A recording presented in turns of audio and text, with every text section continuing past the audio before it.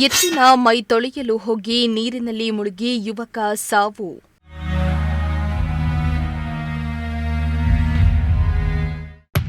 ಹಾವೇರಿ ತಾಲೂಕು ಹಳೆ ಮೆಲ್ಮುರಿ ಗ್ರಾಮದ ವರದಾ ನದಿಯಲ್ಲಿ ದುರಂತ.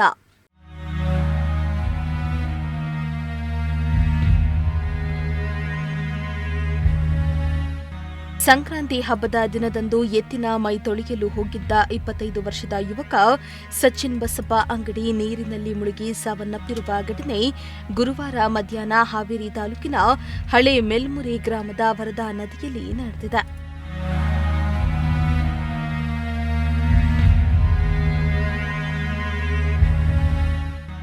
ಸಂಕ್ರಾಂತಿ ಹಬ್ಬದ ಸಂಪ್ರದಾಯದಂತೆ ಎತ್ತುಗಳನ್ನು ನದಿಯಲ್ಲಿ ಮೈ ತೊಳೆಯಲು ಕರೆದುಕೊಂಡು ಹೋಗಿದ್ದಾಗ ಈ ದುರ್ಘಟನೆ ನಡೆದಿದೆ.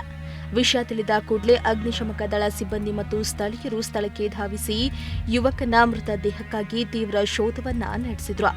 ಹಲವು ಗಂಟೆಗಳ ಹುಡುಕಾಟದ ನಂತರ ಅಂತಿಮವಾಗಿ ಸಚಿನ್ ಮೃತದೇಹವನ್ನ ಪತ್ತೆ ಹಚ್ಚುವಲ್ಲಿ ಯಶಸ್ವಿಯಾಗಿದ್ದಾರೆ.